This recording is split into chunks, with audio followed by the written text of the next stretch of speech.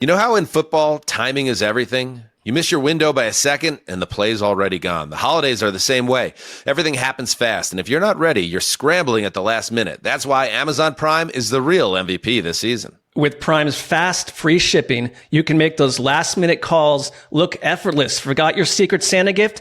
Need something for that office party? Prime's got your back, helping you go from uh-oh to all set faster than a 2-minute drill. Absolutely, Mark, because Prime isn't just about getting things fast. It's about making sure you never miss your shot. It turns that last-minute scramble into a smooth holiday win. So this season, remember, Prime's fast delivery has your back during the holidays, especially when it's down to the wire and can't wait another minute. Last-minute gifts delivered, it's on Prime. Visit Amazon.com/Prime to shop now. Welcome to Trip Tales, the podcast where real people share their real trip stories, giving you destination, inspiration, and practical planning tips. Consider this a mini vacation in the middle of your day. I'm your host, Kelsey Graves. Let's go somewhere amazing. Hey guys, welcome into another Trip Tales replay where I reshare a past episode. Since this is the week of Christmas and our kids are out of school, people are spending time with family and doing all the Christmassy things, I didn't want to put out a brand new episode that you might miss in the hustle and bustle of the Christmas season. So instead, I'm resharing my trip recap from our family ski trip last Christmas over winter break. My family of 5, my sister's family of 4, and my parents went skiing in Park City, Utah over New Year's last year. One note, last year there was a major and newsworthy ski patrol strike that impacted our trip. The Vail-employed ski patrol workers were striking in hopes of getting higher wages. Since Vail owns Park City Mountain Resort, a very large amount of ski patrol workers were striking and picketing in the streets with signs while we were there. Thank goodness that all of this fighting is now over. Their wages did increase a bit, and hopefully there won't be anything like that this ski season. This episode is a true trip recap from last year, but I also have another episode that is more of a general overview of skiing in Park City. We've probably skied out there a dozen times, if not more, so the overview episode includes our favorite places to stay, ski, eat, shop, etc. So I will put that link in the show notes as well if you want even more Park City information. And lastly, I wanted to share a little teaser into a new series that will be coming to Trip Tales in 2026. So here on Trip Tales, every Monday we have our trip recaps, our Trip Tales, where myself or a guest recaps an entire trip from start to finish. We occasionally also have trip fails and Trip Tales replays like today, where I reshare an older episode. Some feedback I've received from you guys is that you wish there were more episodes coming out. Coming in 2026, on some Wednesdays, there will be extra solo episodes where I will be unpacking thoughts on certain travel-related topics. The series will be called Kelsey Unpacked, and we will be unpacking things like what travel I already have booked for 2026, my approach to points and miles, and what specifically has worked for us, and some fun stuff like skincare in the air. Some of you may remember how my teen daughter and I will fly with our skincare and makeup on an early morning flight and do our routine in the air. This saves time. You can wake up and go straight to the airport without getting ready. And then it kills some time on a long flight to do your skincare and makeup routine. I will share the exact skincare items that I'm loving and using, what's really making a difference for me. Other topics I'm thinking about are getting a vacation-ready body and what workouts and tools I use when I'm getting swimsuit ready, airplane entertainment, what I'm currently watching and reading and loving, and so much more. I'm really excited about these Wednesday episodes, and I already have a long list of ideas. And if this goes well, who knows? Maybe they will drop every single Wednesday, and then you'll have a Trip Tales on Monday and a Trip Tales Kelsey Unpacked on Wednesday. We shall see, but the first one will drop on the first Wednesday of 2026. Okay, let's get into this trip recap of one of my favorite types of trips, a ski trip. Enjoy. Let's talk about one of my favorite places in the U.S., Park City, Utah. My family has been skiing in Park City for years and years. In fact, I recently did an episode called The Ultimate Family Ski Guide, Why We Only Ski the Canyons Side of Park City Mountain Resort. It's episode 38 of Trip Tales, and I recommend listening to that episode if you want a deep dive of the area and why we've been loving it for so many years. Today's episode is going to be more of a trip report of this most recent trip we took, which was definitely an adventure. So for many years growing up, my family would ski the week after Christmas, between Christmas and New Year's. While this is a busy and expensive time to ski, my parents realized that week, no matter what life stage we were in, high school, college, first jobs, young families, typically the entire family could take off during that chunk. When we were younger, they purchased a timeshare week that week out in the canyons, as it was called back then, the Canyon Ski Resort. So we were able to go out there every year this week, and we've continued the tradition as we've all gotten older. They have since sold that timeshare, but we still try to gather the week after Christmas and New Year's. It's now turned into every other year more than every single year, but it works for our family and we love to get together during this time. Now, it is rolling the dice a little bit to go skiing this early in the season. Usually there is enough snow, but every once in a while, like this year, they haven't gotten enough snow out west to open the entire mountain. Couple that with the ski patrol strike, and it can make for a bit of a dicey situation. However, on Sunday, December 29th, we were up and out early to get to our flight from Nashville to Salt Lake City. Our flight was at 7 a.m., so we had to set our alarms for like 4 a.m. to make it to that early morning flight. My daughter and I had decided we wanted to do skincare and makeup on the plane like we see cool TikTokers and travel influencers doing. Now, typically these TikTokers and travel influencers are in first class, in a pod, with their sleep masks on, sleeping on their way to Paris, and then they wake up and do their whole routine on the plane. This was not our situation. We were not in first class. We were not sleeping on an overnight flight. However, we did love this because the night before our early morning flight, we showered and had clean skin. The next morning, we were able to wake up and literally just put our clothes on and leave, as opposed to taking 20 minutes trying to get ourselves ready before an early morning flight. So we really enjoyed cutting that part out of our morning. The night before, we had packed up all of our favorite mini skincare items into Ziploc bags into our carry-on. And I always carry my makeup on now because I have had too many times where my luggage is lost or late. And then you are kind of SOL trying to get ready for the next couple of days of your trip if you have none of your makeup. And who wants to go try to buy all their makeup or replenish it at Walmart or something? We flew Delta from BNA to Salt Lake City. And unfortunately, we were on an older Delta plane, so the screens did not really work that well. They had those touch screens, but you really had to press real hard into the screen to get anything to take. And the headphone jacks and the armrests did not work at all. They had these garbly, staticky sounds when you were trying to watch anything on the screen. Sometimes if we twisted the headphone jack just perfectly, you could start getting some sound to come out, but it was not worth it. We all kind of gave up on the screens and started using our own devices or reading our books that we had brought. But about halfway through the flight is when my daughter and I decided to start our little routine, which was really fun because it took up like 30 minutes of a really long flight. We started with our snail mucin, which we've been loving. My daughter even did an actual face sheet mask, which I absolutely loved because I feel like this generation, skincare is king. And she did not care at all that she was sitting on a plane in a sheet mask for 5 minutes. It was hilarious. I brought hyaluronic acid serum. We used our moisturizer with SPF because even though we were going to a cold weather destination, that sun can reflect heavily off the snow. Then we did our makeup routine. My youngest even got involved and wanted a little blush on her cheeks. And we just had a lot of fun. We had brought a little travel mirror and then we used our phones. And to be honest, it just felt great to feel fresh-faced and ready for our day that we were about to jump into when we landed in Park City and also kill 30 minutes on the plane. So highly recommend a little skincare and makeup on a super early morning flight. Our flight was easy peasy. We landed in Salt Lake. Normally, we would rent a car in a ski trip because you have to have a car to get around, but we were meeting a lot of family out there.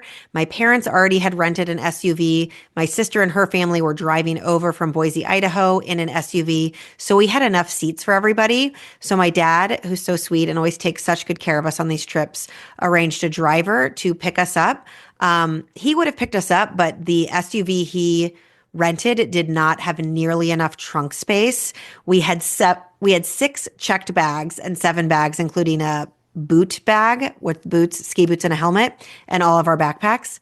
We each had a checked bag, and then we had a bag full of Christmas presents because we did Christmas out there with my family and some games we wanted to play. So we really needed a lot of trunk space. He arranged a driver through ProTrans, which is a Park City and Salt Lake City transfer company. They were amazing. They showed up with a large, clean Chevy Suburban, leather seats. We loaded all 7 of those bags in the trunk, no problem. And then our driver drove us over to the canyons side of Park City Mountain Resort. Now, every time I post about Park City on Instagram, I'm just my name, Kelsey_Graves. I typically say one of the reasons we love Park City so much is because you can get from the airport to the ski resorts in about 30 minutes. For some reason, this triggers a lot of people, and I always get a ton of comments with people saying, that's not true. It took an hour. It can take 45 minutes. One person even said, the last time I skied there, it took me 3 hours to get from Salt Lake City to Park City. And someone else commented and said, did you walk? Which I thought was hilarious. But for some reason, this is very triggering to people. So this time, I timed it. The second we left the airport, I clicked start on my iPhone stopwatch. And we drove around the beautiful drive from Salt Lake City Airport to Park City. The second we were turning in to the Canyons drive, I hit stop. It was 31 minutes. So you heard it here. Mark my words. Maybe sometimes it takes a little bit longer, but 31 minutes sure beats flying into Denver and sitting in traffic for hours and hours and hours trying to get to the ski resorts out in Colorado. Now, I'm not saying we won't ski in Colorado ever again. Just when you're flying across the country and you've got kids in tow and tons of luggage, sometimes that Denver drive feels extra painful. The exception is Steamboat. I have an episode on that. That is on our list now because you can fly directly into an airport in Steamboat Springs, which is amazing. Southwest flies into it. So that is on our list as well as an easy ski destination to get to. You know how in football, timing is everything? You miss your window by a second and the play's already gone. The holidays are the same way. Everything happens fast, and if you're not ready, you're scrambling at the last minute. That's why Amazon Prime is the real MVP this season. With Prime's fast, free shipping, you can make those last-minute calls look effortless. Forgot your Secret Santa gift? Need something for that office party? Prime's got your back, helping you go from uh-oh to all set faster than a 2-minute drill. Absolutely, Mark, because Prime isn't just about getting things fast. It's about making sure you never miss your shot. It turns that last-minute scramble into a smooth holiday win. So this season, remember, Prime's fast delivery has your back during the holidays, especially when it's down to the wire and can't wait another minute. Last-minute gifts delivered. It's on Prime. Visit Amazon.com/Prime to shop now. We pulled into the canyons, which I still call it that. When we grew up skiing out west, we skied at a ski resort called the Canyons my whole life. Well, a handful of years ago, Vail bought Park City Mountain Resort and the Canyons and combined them into one massive ski resort. So now Park City Mountain Resort includes the Canyons. But these are 2 separate base villages, 2 separate mountains. Yes, you can connect to them through a gondola. But when you're thinking about like going to dinner in the 2 separate areas, you have to drive between the 2 or shuttle between the 2. They aren't like right next to each other. So we still like to stay on the Canyons side of Park City Mountain Resort. I think the village is a little nicer and prettier. I think the restaurants are better. I think the skiing is better. The snow is better. There's a variety of reasons that we absolutely love the Canyon side more than the Park City Mountain Resort side. So when we arrived, our unit wasn't quite ready yet. So we went to lunch at the Red Tail Grill in the Summit Hotel. There are a handful of hotels surrounding the main gondola and the base village on the canyon side. The Summit is the hotel that is closest to the gondola and has a great restaurant for after a ski day or for dinner with your family. So we hit it up for lunch. I got my first bowl of chili on the ski trip here. We got some spinach and artichoke dip to share. The kids all got their pick of the kids menu. So it was a great lunch to get our trip started. And then after that, I had decided I was going to treat myself to a pair of ski boots. When I ski over the last 10, 15 years, I get the worst, what they call shin bang. It is when your shins feel so bruised and painful that putting ski boots on, after day one almost brings tears to your eyes. I have popped so much ibuprofen over the years. I got to a point where I was like, if I want to enjoy skiing, I want to invest in comfortable boots. I did a lot of research and I found out that you don't just want to buy boots off the shelf. You don't want to go just try boots on. You want to go to what's called a boot fitter. I had done my research and found out that the best boot fitter in Park City happened to be in the base village of the Park City Mountain Resort side. It was called Bootworks, and it had tons of 5-star reviews, lots of information on Reddit threads about Park City, locals getting ski boots there, just tons of great information. And I was like, this is where I need to go. They recommend you make an appointment to let them know you're coming. I had an appointment at 1 p.m. on that first day that we arrived into Park City. So my dad drove me over there. When you walk in, it's totally unassuming. It took a minute to find. There's a lot of signs pointing toward it, but I was like zigzagging my way through the Park City Mountain Resort Village, down some little alleyways, like where is this place? But I finally found it. It's a small little shop with 5 seats that are elevated so that your feet are at the boot fitter's eye level. They were waiting for me. They were ready for me. The first thing they said to me was, how in love are you with those ski socks? I had worn ski socks over there since I was going to be trained on ski boots. I was like, I'm not really in love with them. I don't care. They were like, okay, I want you to take them off. They were like, try these on instead. Of course, they ended up selling me these socks. It's probably part of their process, but they want you to wear the thinnest, tall ski sock available. Thick socks are not good for skiing. It ends up constricting and restricting your foot more, which ends up making your feet colder. A thin layer ski sock with no design, no ribbing is ideal for skiing. So put those on first. Then they proceeded to measure my foot in so many different ways, different angles, the width of my foot, my ankle ratio, around my calf. They wrote down tons of measurements.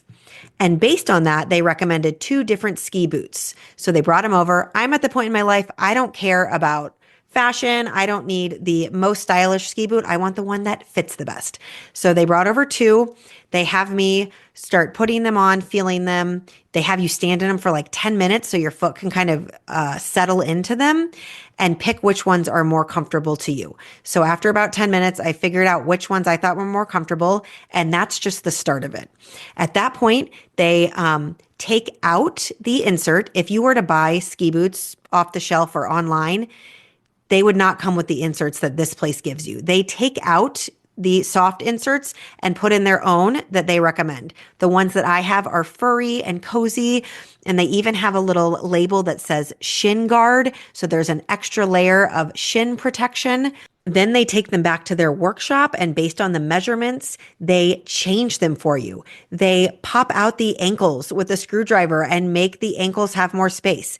They are changing the ski boot to fit your leg and foot perfectly. Then they place them on these heaters, and you put your foot in while they're really hot and warm. They aren't molding them to your foot like a Surefoot. A lot of you who ski have probably seen Surefoot stores at the base of almost every ski mountain. My dad got those. They are foam molded to your foot and leg. He actually ended up hating those because they were so tight to put on his foot. He could barely fit a sock in, and his feet were freezing because they were so constricted in them. He couldn't even wiggle his toes in them. He's ended up getting rid of those, and he's considering going to Bootworks next time he's out in Park City because I had such a good experience there. Now, you can pay for a special sole that is molded perfectly to your foot. You stand on this gel machine and it prints a insole that is perfectly shaped to your foot. But that was like an extra $500. And I was like, let's do that next time. So I just got the regular sole in my boots. But regardless, they did heat them up and they do kind of let you sit in them for a little bit after they've been heated so that they can kind of start breaking into your foot shape and leg shape and everything. I absolutely loved the experience. I will tell you the pricing. So right before I had decided I was going to do this, I Googled women's ski boots. Of course, a bunch of options came up on Amazon. They were like $200 to $300. So in my brain, I was like, okay, maybe they're going to be like $300. No, these are not Amazon ski boots. So my ski boots were $650. I could swallow that. It's expensive, but it's an investment, and I'm going to hopefully use these for years and years and years to come. Also, they were so comfortable all week that I was like, bonus, I'm not in pain. But then you have to pay for that custom insert they put in where they take out the old insert and put in a more comfortable one. You pay for the workshop time that they are back there changing the boots for you. I paid for the ski socks that they sold me at the very beginning. Those were $35. So when all was said and done, it was $1,100. Very expensive. I get it. I just wanted to tell you the price point ahead of time. I had some Christmas money, which helped with that. And I had decided this is an investment I'm going to do. I'm going to use this for years and years to come. Bonus, I don't have to rent boots anymore. Another nice thing was like when we went to get our skis, I didn't have to like sit on the bench and take off my shoes and jam my foot into a rental boot. I just handed them my boots and they fit them to skis and handed it back. It was like, I don't know, that felt extra easy to not have to like sit down and go through all the process of trying to jam your foot into the rental boots. Now, they are still ski boots. They are hard plastic and they are cold when it's freezing outside and it's slightly uncomfortable to walk in because ski boots are just awkward. But I loved them all week. I was so comfortable. My shins felt a slight general kind of like I'd been skiing, a bit of a bruise feeling, but nothing like before where it was like pure pain trying to ski on day 2 and day 3. Absolutely loved it. I'll leave it at that. Boot works in Park City. Highly recommend. One other thing, while I was sitting in the boot fitter chair, the boot fitter, I feel like it's like elves making me shoes in a fairy tale, which is kind of what it felt like. They had a wall of Hestra gloves, and these I have been touting for a couple years now. I ski in Hestra gloves. So does my dad, my sister, my husband, my brother-in-law. These are the best gloves for skiers. They have leather on the outside. They have wool on the inside. They are made for ski patrol and for Sherpas. Like these are the gloves that you wear if you're working outside all day. And at this point in my life, I want the same comfort level as the people that are working outside all day. So Hestra gloves is where it's at. They were everywhere on the mountain. I saw them on so many people. And at this shop, they had heated Hestra gloves. There was a little switch. You could turn them on and try them on. I didn't even stick my hand in because I knew if I did, I would be like, add them to the bill. And I figured I should stop at ski boots on this trip. But if you are a total wimp, know that Hestra now makes heated gloves. That was pretty exciting to see. So when I was done with my boot fitting appointment, we were able to get into our unit. My sister and brother-in-law and their kids arrived, and everybody was able to check out this amazing unit my dad had rented. My dad is so generous on these family ski trips and keeps the tradition alive and always books the ski rental for us. We have stayed in Westgate many times in the canyon side. That's actually where my parents' timeshare was when we were growing up. And Westgate has kept up their units. They have renovated a bunch of them. They have painted the walls white when they used to be dark yellow. This hotel has really kept things up, and we were extremely impressed this last trip. On a handful of the floors at the very end of the hallway are presidential suites.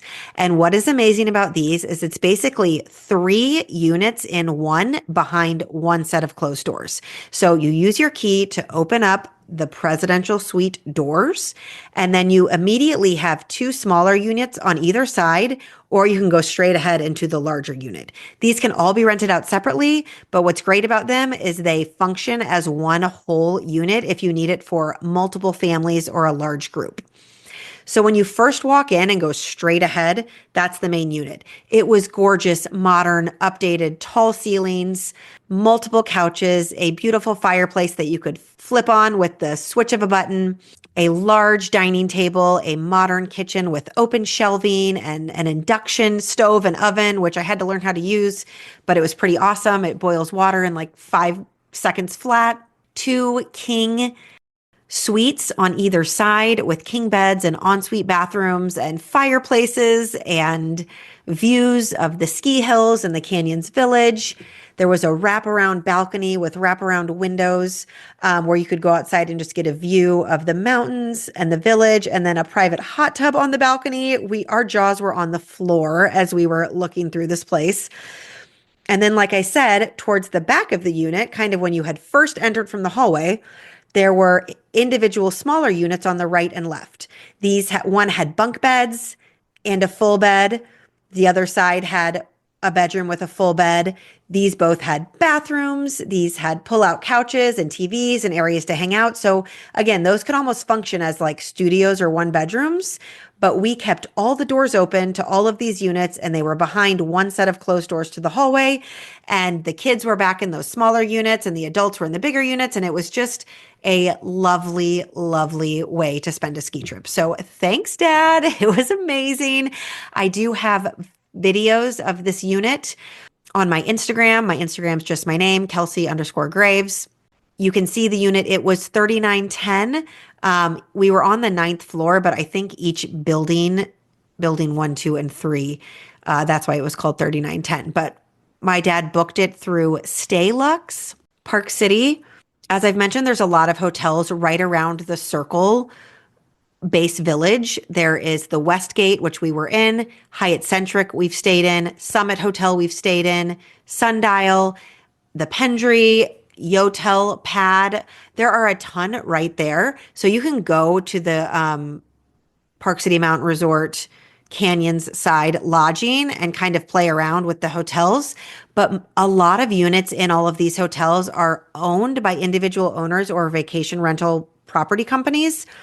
That's just how it is at ski resorts. So you can also just start on VRBO, or there's some local ones like Park City Mountain Vacation Rentals. That's where I would start, because there are so many units in these hotels that you can book directly through a VRBO. Outside of the base village and these hotels, there is tons and tons of townhomes, individual condos, lots of places to book vacation rentals. So just kind of like play with the price points and the budgets. And there is tons of lodging right around the base area of the canyons for skiing. As I said, a lot of the Westgate units have started to be updated. As I was walking the halls and they were cleaning units, I would look into the unit. Some of them still have the dark yellow walls and the brown furniture and the brown kitchens and the lamps with the moose and the bears on them, like I remember when we originally started going there. But then every other one will have a white marble fireplace and an updated kitchen and trendy furniture. So every other one seems to be updated right now. You can just check if you're doing it through VRBO, the photos to see what you're getting. And the old school ones are still adorable and cute and very ski lodge feeling. You know how in football, timing is everything? You miss your window by a second and the play's already gone. The holidays are the same way. Everything happens fast, and if you're not ready, you're scrambling at the last minute. That's why Amazon Prime is the real MVP this season. With Prime's fast, free shipping, you can make those last-minute calls look effortless. Forgot your Secret Santa gift? Need something for that office party? Prime's got your back, helping you go from uh-oh to all set faster than a 2-minute drill. Absolutely, Mark, because Prime isn't just about getting things fast. It's about making sure you never miss your shot. It turns that last-minute scramble into a smooth holiday win. So this season, remember, Prime's fast delivery has your back during the holidays, especially when it's down to the wire and can't wait another minute. Last-minute gifts delivered. It's on Prime. Visit Amazon.com/Prime to shop now. One of the biggest perks of staying at Westgate is their skier services. We have used this so many times over the years that I am completely spoiled and don't like carrying my skis for too long. But basically, skier services allows you to check your skis in at the hotel, and then you get a QR code and a little app. and you can send your skis out to the gondola at any time. So even the night before, you could say, send all of room 3910's skis to the gondola at 9 a.m. So all you have to do is walk out in your ski boots. They even have a nice little skier locker room that you can visit. So we would walk through the big hotel in our comfy boots, go to the locker room, sit down, put on our ski boots. This is all indoors in a nice skier services locker room with water and boot warmers. And then you can lock your comfy boots into a locker and then walk out in your ski boots, basically to the gondola. It's not that far of a walk at all. And your skis and poles are waiting there for you. It's amazing. And then at the end of the day, if you take the gondola down or ski down, we skied down many times, you literally pop off your skis and hand them to the Westgate skier services person standing there. And you're like done with your skis for the day till the next day when you send them back out. So huge, huge perk of Westgate. I remember at Hyatt Centric, we didn't have that. And I was like, I miss the Westgate skier services. So some other great things about Westgate is they have an indoor-outdoor heated pool. The pool water is heated to like bath water temperature. You can swim inside or you can swim under a little barrier to go outside into the fresh mountain air and swim outside. Out there are also 2 hot tubs, which are lovely. There's also an adults only relaxing room that has a hot tub with a waterfall in it and a private adults only pool. You have to be 18 or over to enter and have a hotel key card to get in there. There's a spa that smells amazing and smells like lavender as you're walking by it. There is a little arcade, which definitely provides for an afternoon of entertainment. It has air hockey and the basketball shooting game and claw machines and video games, and our kids had fun in that. The only negative to Westgate that I will say is that it's a bit of a maze. It's 3 different buildings, and for whatever reason, they made it very chaotic trying to get from point A to point B. I will tell you the tip. Floor 4 is the key to everything. Floor 4 is the key to the world. So the only way to get from building 1 to building 2 to building 3, which is actually called the Bear Building, the Moose Bison Building, and another building that I'm forgetting now, is through floor 4. So if you're ever lost, you just need to make it to floor 4. And this connects you all the way across to everything. The skier locker room I was talking about is on floor 4. The spa is on 4. That adult pool is on 4. Everything connects through 4. But then you will find other things are on 5 and 6. Like to leave the building to go skiing, you actually have to go up to floor 6. So you've gone to the locker room, you've put on your ski boots, you're ready to go skiing, and now you're like jumbling into an elevator in your ski boots trying to go up to floor 6. It takes a day or two to get used to. You will get used to it. It's not the end of the world, but everyone at Westgate always is kind of like, where am I? And you're like staring at the elevator map for a minute to be like, what floor am I going to? So after we got all situated at Westgate, we had a family dinner at Giraffe's Burger Bar. This is right in the base village of the canyons. You can walk right out to it super easy. Very family-friendly restaurant. They don't take reservations, so I would go early or put your name in and just go do something else while you wait for like an hour. But they have burgers, really, really good burgers, truffle fries. All the kids had all different kids menu items. And then one of the things they're known for are milkshakes as big as your head. This is super fun. They have like 8 different flavors. One has like a full Pop-Tart in it. It's a strawberry milkshake with a strawberry Pop-Tart sticking out of it. We got some with Twix bars sticking out of it and Oreos. We ordered 2 and shared them amongst the kids. The kids' eyeballs were huge when these arrived. They're super fun. So just factor that into your trip if you've got little ones that would think a milkshake as big as their head is something fun. And then we all went to bed to get ready for our first ski day, Monday, December 30th.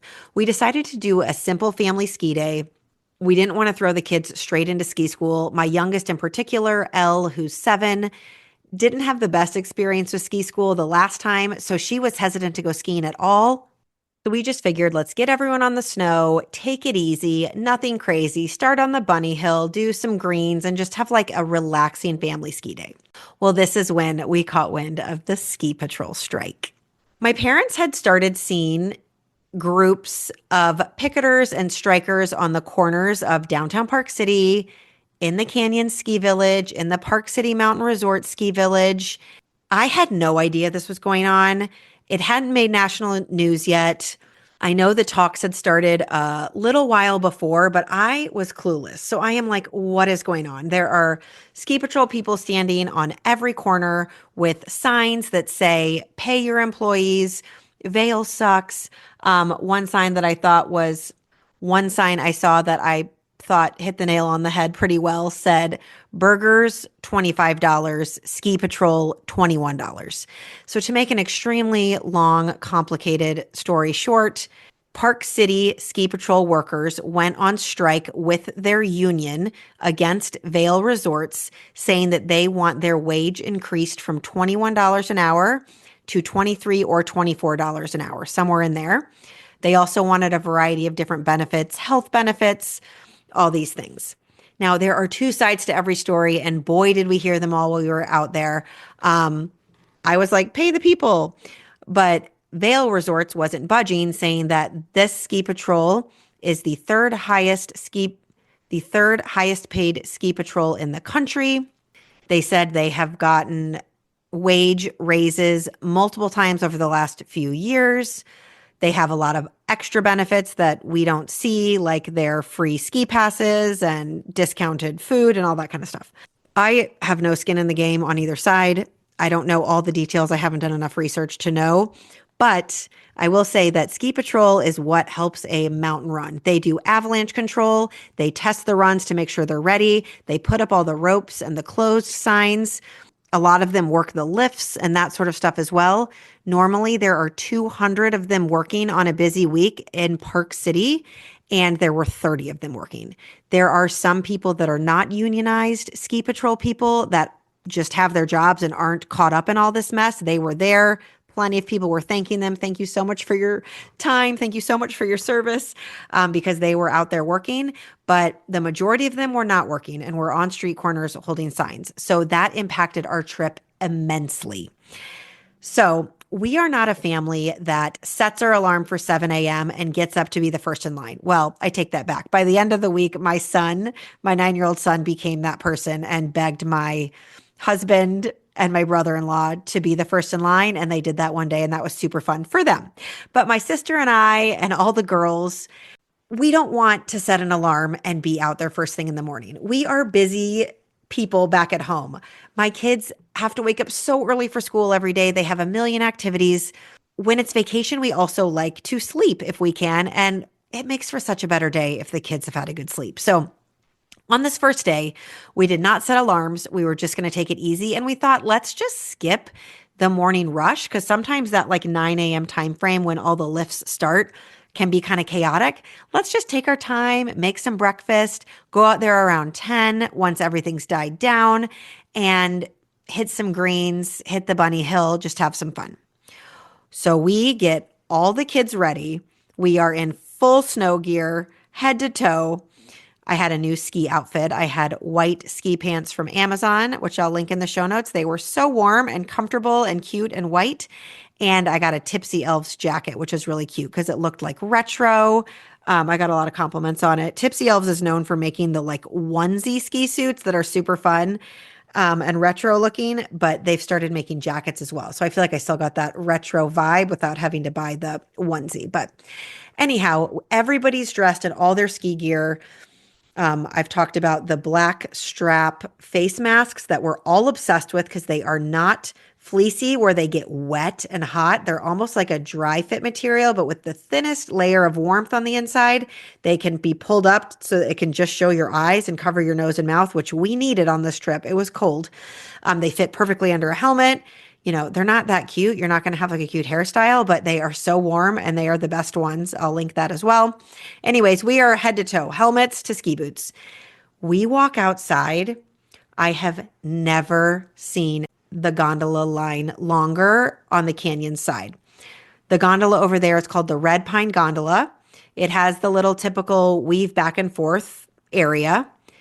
That was filled, and then the line continued around the entire base village, like massive circle.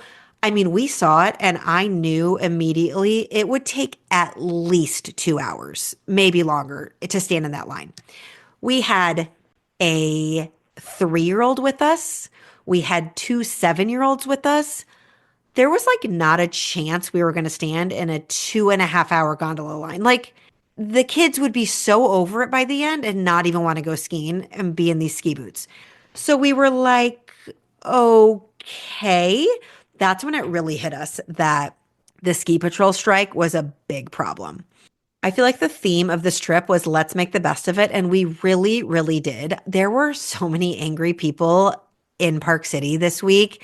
And I'll get into this more at the end of the episode, but I feel like a big part of travel is adjusting your expectations and making the best of it. So we decided to just go play in the snow. We let the kids find little snow banks. They made snow angels. We found all these different areas just to like run around in the snow. They had the best time. They hadn't been in a ton of snow yet this year. So we probably played for at least an hour in the snow. And then my sister and brother-in-law who had driven over brought sleds, which was super kind of them. We started sledding. There is an area that people sled in every time I'm at the canyons. It's right outside the Pendry Hotel, kind of coming down from the Hyatt Centric. There were a lot of people sledding there, but people will come out from time to time and say, you're not allowed to sled here because it is like the bottom of one ski run, but very few people take it. People got a little salty over this as well, saying, what are we supposed to do? We can't go up the gondola. There's a 2.5 hour wait. Our kids are bored out of their minds. Now you're telling us we can't sled. Emotions were high. So we sledded until we couldn't and we got in trouble. Then we went back to our unit, made some lunch. My mom had gone to the grocery store once, and then I had placed my beloved Instacart order for everything else we needed. So we had plenty of food back at the unit. We all went home, made a big lunch, took our time, then went back out at about 1 p.m. And by this time, the gondola line was almost non-existent. So it was real bad from probably 9 to 11, maybe even getting into noon. But when we went back down at 1, it was gone. Now, we did risk the fact that we were using one of our Epic Day passes. We had bought 4 days on an Epic Pass. Once you scan in, that day's gone. But we really wanted to get our kids on the snow, and we could use it from 1 to 4, which I know isn't ideal, but we just decided, again, we're making the best of it. It's warmer now in the afternoon. We scanned in. We all went up. We started on the bunny hill. My littlest held onto our hands or our ski poles. My sister had a great idea. You just kind of bend down and put your ski pole straight out to the side, and they can hold onto the ski pole to kind of have some balance as they're getting used to the bunny hill. So we did the bunny hill a few times, and then my littlest was like, let's go on the lift. So we went on the main lift, High Meadow, and did the greens a couple times. And honestly, we got in what we needed. We skied for about 3 hours. The lifts start closing around 4. Everybody got comfortable on the snow again, doing their pizzas and French fries and power wedges and turns, and we called it a day. So yes, that gondola line was not ideal, but we just walked away, did other things, came back later, and it was fine. You know how in football, timing is everything? You miss your window by a second, and the play's already gone. The holidays are the same way.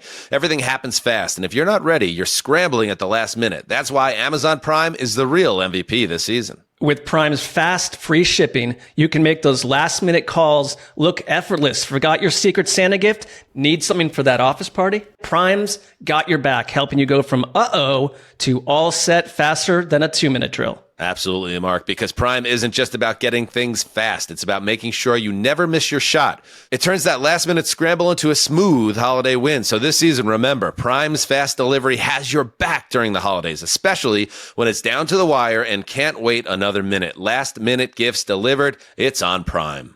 Visit Amazon.com/Prime to shop now.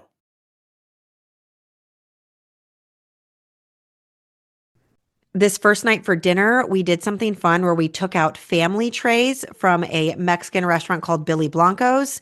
This was super easy. On their website, you can fill out this family tray kind of catering order. We got so much food for like $200. I mean, we fed 11 people for like multiple meals off of this. We got a tray of chips. You can get queso, salsa, guacamole. We got a delicious chicken lime soup, Mexican rice, fajitas, tortillas. They didn't send all the toppings. I thought they would have like cheese, lettuce, tomatoes, all that kind of stuff. So we had to use our groceries for that. So just FYI, but we were able to make tacos and fajita bowls with the rice and the fajita meat and the veggies. It was a lovely way to feed a bunch of people. And sometimes it's hard to go out to eat after a ski day because you've got to rally everybody to like, usually they want to get in the hot tub and then you got to get them dressed again and everybody's just wiped out and wants to be in their long johns or in pajamas. So carrying out family trays from Billy Blanco's was a great first dinner. This night, like every night, we played family games. Two of our favorites right now are called It's in the Bag and Flip 7. I will link It's in the Bag in the show notes. And then when and if Flip 7 comes back in stock, I will also put that in the show notes. I'll probably have to update it later because it's currently sold out everywhere. We love these games so much. It's in the Bag is like a guessing game. You're trying to figure out what's on each card. It includes describing what's on the card and acting it out and only using one word. It's so fun. We have the best time with it. And then Flip 7 is a brand new game that my mom caught wind of. That's like one of the best games of the year. It's a card game, kind of feels a little almost like pokerish, where you're deciding if you want to be hit with another card or stay. But I promise you, we got addicted to this. Everyone from the 9-year-old up, I would say you have to be kind of good at math. So 9 years and up worked for us. I can't say enough about it. We absolutely loved this card game, Flip 7. The next day, Tuesday, December 31st, New Year's Eve, we had a big day of ski school. We did the group lessons. Everybody had a great day at group lessons. I've said it before and I'll say it again. Ski school, ski lessons is the best investment you can make. You only have to do it a handful of times before your kids are skiing like pros. It's expensive, but once you rip that Band-Aid off, it is so great. Because of this, we were up and out early. Ski school starts promptly at 9. So dropped our kids, went up the gondola. But unfortunately, because of the ski patrol strike, a lot of the mountain still wasn't open. Now, the resort was trying to blame this on lack of snow, but while we were there, it snowed a lot. And in previous years, I'm almost positive if the ski patrol was working, they would have opened up more lifts and more areas. My beloved Dreamscape area. This is an area of the canyons that has these long winding paths over bridges, under bridges. You almost feel like you live there and you are skiing home from the market. That it feels like you're on little ski paths and roads and you ski past these insanely gorgeous, huge ski homes that have fireplaces going and people in the outdoor hot tubs. And you're just like, who are these people renting these massive, amazing ski homes? That area was closed the entire week. And it really hurts my soul to say that because that is my favorite place to spend my afternoon when I'm skiing at the canyons. There are like 3 or 4 lifts that service that area. You can stay all the way over there and have all this beautiful snow. None of that was open. The main 2 lifts, High Meadow, which is just greens, and then Saddleback, they're right next to each other. We took those almost the entire trip. Their other main lifts like Tombstone were not open, which opens up a lot more of the mountain. Peak 5 lift wasn't open. The Orange Bubble, which is another lift you can take from the very base, like the gondola, that did start running here and there. It was always like hit or miss. And then there's a lift called Sun Peak Express, which was going. So anyways, there were options, but by the end of the trip, we had skied everything we could. And it was kind of like, okay, I can understand why people are getting frustrated.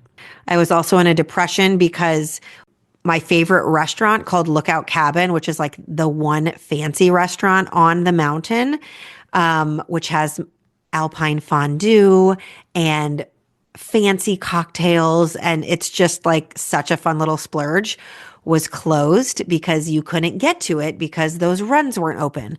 And so I was just like, what is happening? I will say our favorite run of the entire trip was called Kokopelli. We've always loved this run. This trip, it was full of so much fresh snow every single day. Everyone in our group loved it. Even my kids down to my 7-year-old did it. It's a blue. It's off of Saddleback Lift. Kokopelli is where it's at. If I could only do one run over and over again, that's the one I do. So like I said, we made the best of it. We had a good ski day. Kids had a good time in ski school. We came back to the unit. It was New Year's Eve. We made a fun pasta bar in. I don't love cooking too much on vacation because I cook every single night of the year, I feel like, while I'm home. But on ski trips, it's kind of fun because you just want to be cozy. You don't want to go back out. So we made 3 different types of pastas with different sauces. We had a fettuccine Alfredo. We had a red meat sauce with spaghetti. And then we had a pesto on penne. We had some rotisserie chicken, if anybody wanted to add it to any of the pastas, a big Caesar salad, good old Texas toast, straight up Texas toast from the freezer section with cheese on it. And we cooked it all. We all helped and had a big New Year's Eve dinner, which was super fun. Again, played games, turned on all the countdown shows from all the different cities and listened to music and just had a great time. We stayed up till midnight, everyone except the little girls. The 3 little girls, the 3-year-old and the 2 7-year-olds went to bed around like 10 or 11 and everybody else stayed up, which was really fun. I think it was the first time my son, who's 9, has stayed up. He's tried in the past, but always falls asleep. So rang in the new year, got some sleep, and then we decided the next day, New Year's Day, was going to be an off day. That's what's amazing about going out to one of these places for a week is if you ski 4 days, you can take off days in between, which can really help your poor, sore body heal up. So on Wednesday, January 1st, 2025, we went to Woodward to go snow tubing. So this is the best snow tubing in the area.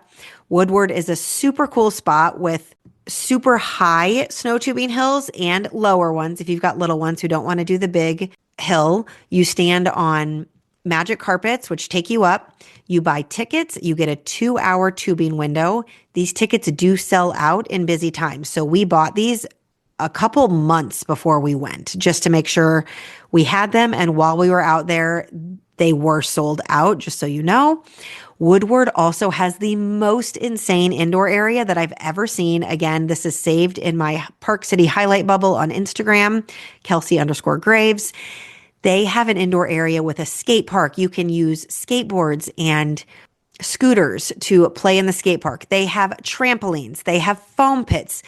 They have places where you can rollerblade down this like hill and practice like a backflip into a foam pit. So the reason it exists is because you can practice like snowboard and ski jumps in here and skateboard flips and all that, but kids use it as just a huge playground as well. You have to see my videos. It's an incredible spot. That's a separate ticket though. So just know that if you want to do the indoor spot, you can buy like an all access pass where you can do the snow tubing and the indoors. We decided just to go snow tubing this time, but our kids were a little like, we need to try this indoor spot sometime as well. We continued to just take it easy. Some people spent some time in the Westgate arcade that afternoon, and then we just ate leftovers for dinner. Thursday, January 2nd was a private ski lesson day. Private ski lessons are so expensive, but when you split it between a bunch of kids, sometimes it actually gets close-ish to the price of group lessons, and they get all this one-on-one time. So sent our kids off with their private instructor, and one of the best moments of the trip, my New Year's miracle happened. Lookout Cabin opened. I had been calling because they do have a phone number because you can make reservations there. I had been calling around 11:30, 11:35 to find out if they were open because it's like hard to get to if it's not open. And they answered the phone and I was like, oh my gosh, are you guys open today? They said yes, but you have to get here fast because there are already a ton of reservations. I don't even know if that's possible since they've been closed, but we skied as fast as we could over to that orange bubble lift. You have to get off halfway. The orange bubble, you can get off at the halfway point or the top. You get off halfway and you're right at Lookout Cabin. And the adults, while the kids were in their private ski lesson, sat down at the white tablecloths and ordered mussels. And I got my beloved Alpine fondue. It's not just any fondue. It is the white Gruyere cheese, which comes with crusty bread, apples, pears, grapes, Brussels sprouts, asparagus, roasted potatoes. That's the best one. And it is just a dream. So we got a couple Alpine fondues. Some people got meatloaf. Another person in our group got ramen. We got fancy cocktails and wine in real wine glasses. And it was just the most lovely bougie ski lunch ever. It's my favorite place, and I was so thankful I got to go to that on this trip. So again, The ski patrol strike was still happening. Not much more of the mountain was open. There was a lot of fresh powder, though. We actually had a rope drop moment. Sounds like I'm at Disney World. This hasn't happened to me at a ski resort before, but because it was taking so long for them to open runs because they didn't have that much ski patrol, we were waiting at the top of this run. There was a rope. This is like midday, and there was ski patrol there saying, it's not open yet. It's not open. It's about to open. Hang tight. People would get impatient and go the other way. Well, then they dropped the rope and you got to ski down like first tracks, powder in the middle of the day. That was a super fun moment and we were all thrilled. That was a lovely ski run. It was Echo, which goes down to the Sun Lodge, if you know the area. Normally, I don't like the Echo run because it can get quite icy. But in this case, with the rope drop, it was amazing. So we ended up, again, having a great ski day, making the best of it, having a fun bougie lunch at Lookout Cabin, getting some fresh powder in, but there were still a lot of angry people on the mountain. We were having a great time. Maybe we had a mindset shift and a perspective shift and just wanted to make the best of it, but there were definitely a lot of unhappy people.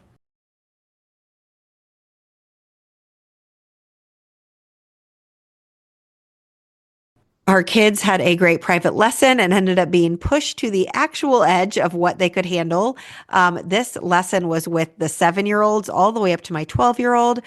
They're supposed to get back at 4 p.m. They ended up getting back at 5 p.m. They skied all the way down. The 2 little girls were basically crying by the end because they had been pushed so hard, which we were a little like, was that too much? But the next day when they skied, they were shredding. So we were like, okay, maybe they got pushed to the absolute edge of what they could handle, but now they are basically professional 7-year-old skiers. So that was pretty cool. This Thursday night, January 2nd, my husband and I and my sister and her husband, the 4 of us went out for a fun evening in downtown Park City. Main Street Park City is so cute. It is strung up with colored Christmas lights zigzagging back and forth above the street. There are tons of cute shops and art galleries and nice restaurants and family-friendly restaurants, fudge shops, candy shops, ice cream shops. It is a dream.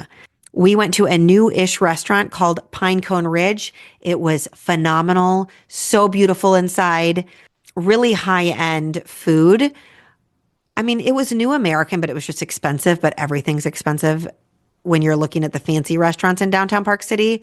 But I got salmon that was had these little shrimp wontons around it, which were delicious. My sister got sea bass. My husband got elk, which where else can you order like an elk fillet? The food was phenomenal, top notch. We absolutely loved our dinner at Pinecone Ridge. Definitely splurgy, but super awesome restaurant. And then we went out afterwards in downtown Park City. There are a handful of spots that are kind of known as après and ski bum bars. No Name Saloon is one of them. It is so fun. There are Christmas lights thrown up all over the place inside. It is jammed packed full of people. There are 3 levels. There's a rooftop that overlooks downtown Main Street. Almost like you're like on a Nashville rooftop bar, but you're overlooking Main Street Park City instead of like Broadway. There's a second level, and then we were on the main level. It's just a fun place if you happen to find yourself late night or in the evenings in downtown Park City without kids, which was us this one night. And we had a great time just chit-chatting and catching up and hanging amongst the local ski bums. So Friday of our trip, January 3rd, was another off day, which was awesome that we had this. We went out to a yummy brunch at Roadhouse. Roadhouse used to be called Squatters Roadhouse Pub. Now it's just Roadhouse Pub. There's a brewery there, but they also make a delicious brunch. They've got good food all day long. So it's not in downtown Main Street Park City. It's kind of in between the ski resorts and downtown Park City. I had a breakfast burrito. We had some yummy beignets. The whole group absolutely loved their brunch. We were thrilled. We had a reservation, but it wasn't super crowded, which was awesome. Then we spent the rest of this day chilling in the indoor and outdoor pools, which was fun, the hot tubs. And I told you we did one of the things on the Westgate activity board. So on this Friday, they had something called Chocolate Indulgence plus a magic show. And we were going to skip it, but we were like, why not? Let's run down there. It was in one of the conference rooms. We made our way there. The this was all free. We just showed up. The chocolate indulgence was a massive table full of chocolate covered strawberries, flourless chocolate cake, brownies, chocolate cookies. They had little plates and you could load up with all this yummy chocolate. Our kids were thrilled.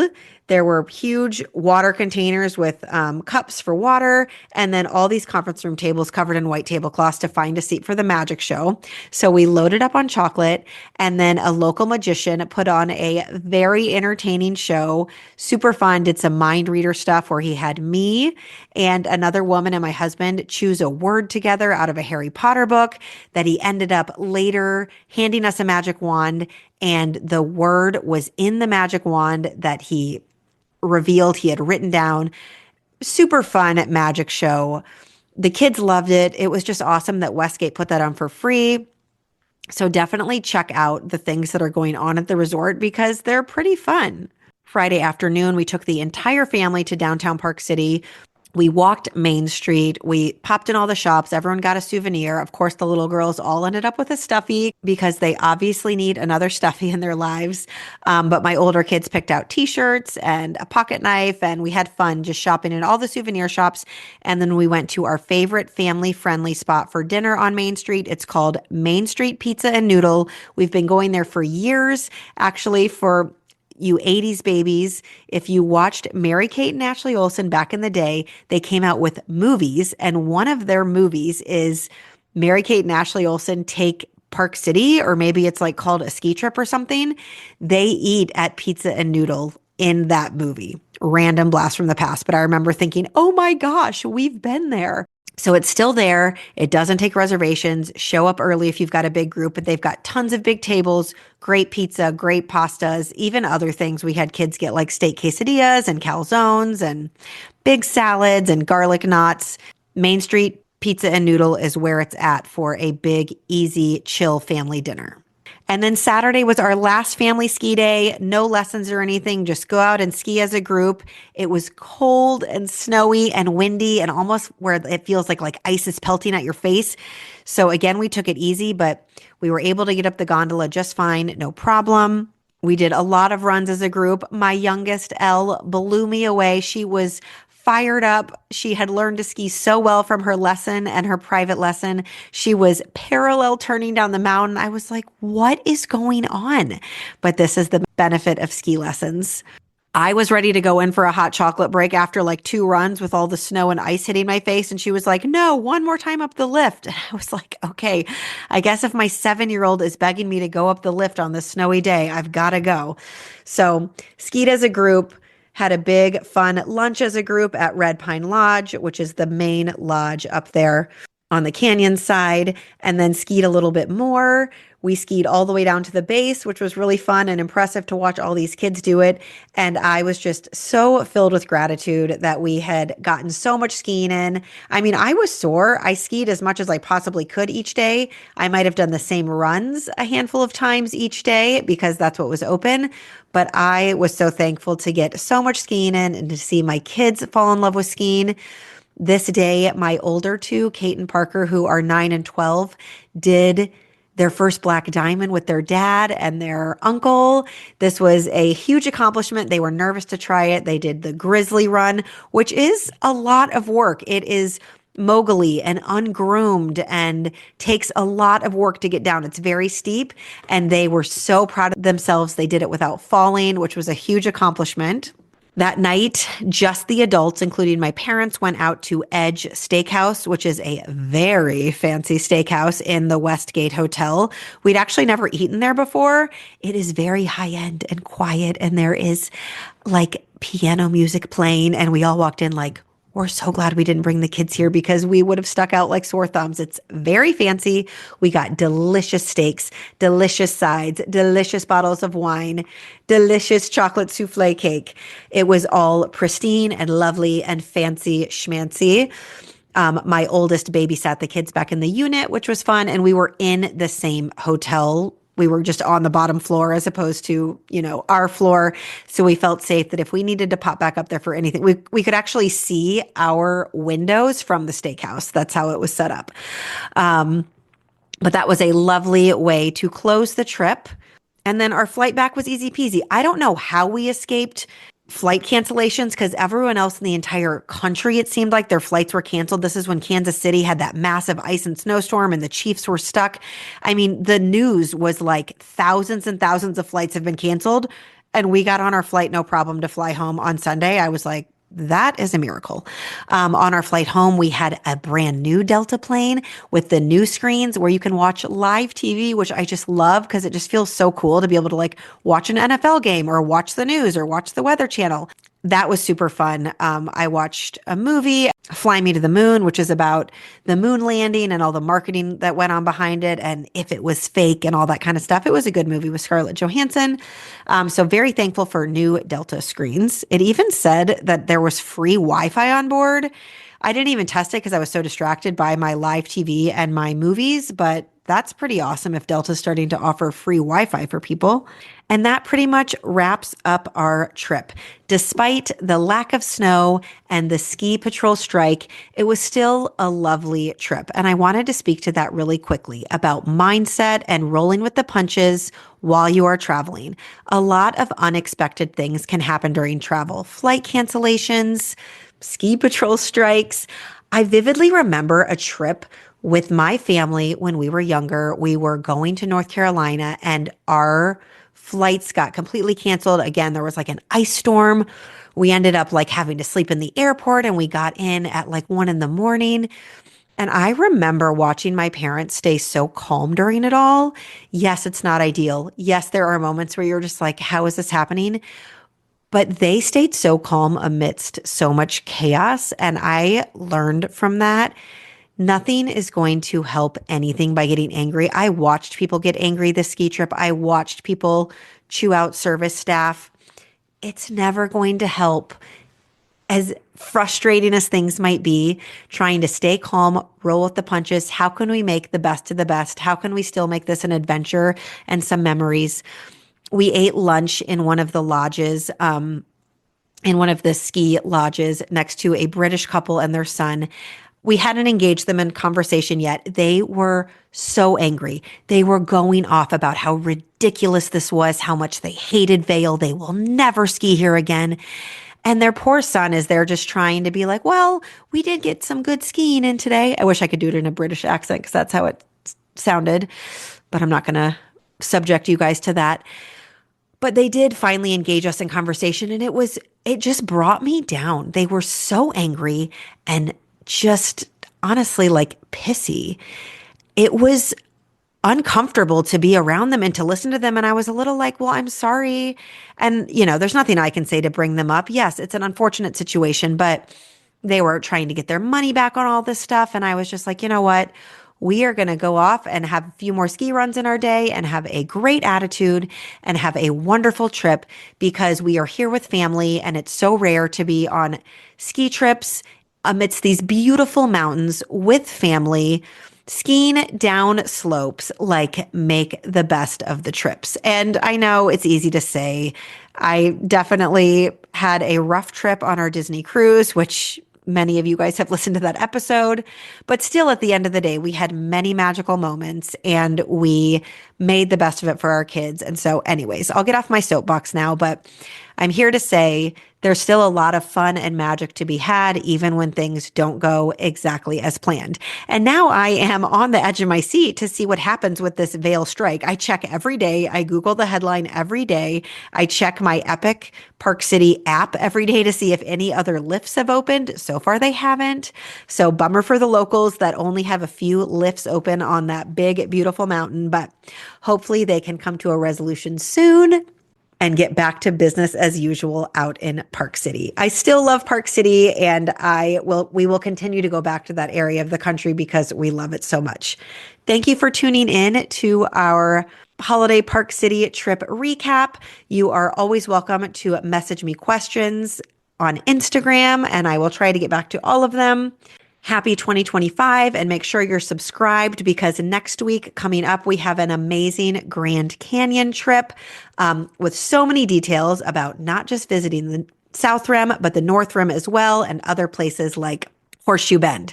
Stay tuned and I will talk to you on the next episode of Trip Tales.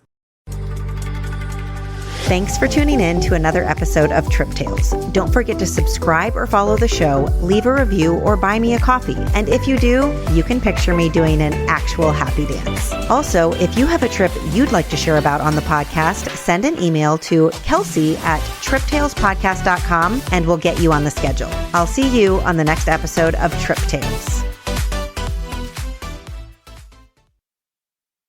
You know how in football, timing is everything? You miss your window by a second and the play's already gone. The holidays are the same way. Everything happens fast, and if you're not ready, you're scrambling at the last minute. That's why Amazon Prime is the real MVP this season. With Prime's fast, free shipping, you can make those last-minute calls look effortless. Forgot your Secret Santa gift? Need something for that office party? Prime's got your back, helping you go from uh-oh to all set faster than a 2-minute drill. Absolutely, Mark, because Prime isn't just about getting things fast. It's about making sure you never miss your shot. It turns that last-minute scramble into a smooth holiday win. So this season, remember, Prime's fast delivery has your back during the holidays, especially when it's down to the wire and can't wait another minute. Last-minute gifts delivered. It's on Prime. Visit Amazon.com/Prime to shop now.